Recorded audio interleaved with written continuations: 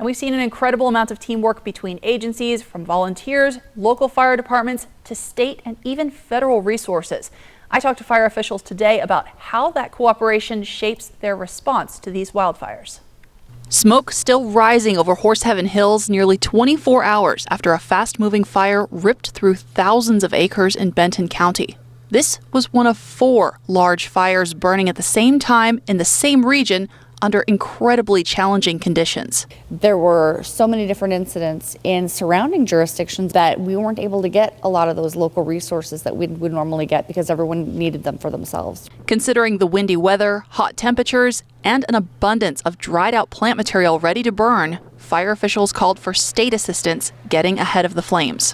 When you ask for mobilization from a local agency, it's mainly if they run out of the resources, they can't mutual aid and stuff like that aren't there for them to mitigate the situation. The Deputy State Fire Marshal tells me having DNR planes spread around the state is helping keep fires smaller than we might have seen just a few years ago. And local fire officials say having more and more people move to the region is helping too. So we don't have as much wild space as we did 10 years ago. And so there's more infrastructure in place to help.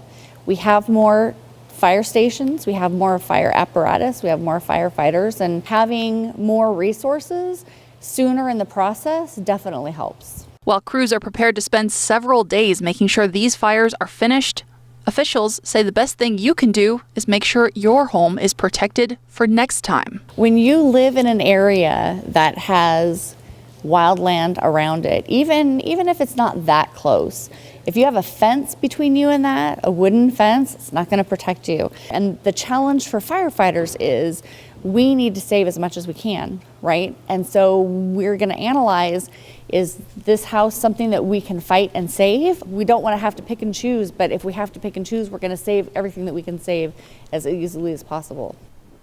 Now, we have already seen a lot of fires in the area this year. The State Fire Marshal's office tells me that's partially because there's so much dry grass and brush on the ground to burn.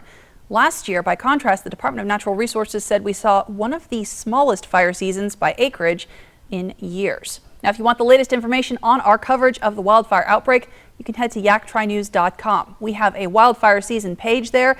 You can get up to date on the latest containments, where the fires are. You can also find out what you should do in case of a wildfire near your home. We also talk about what the different levels of evacuations mean.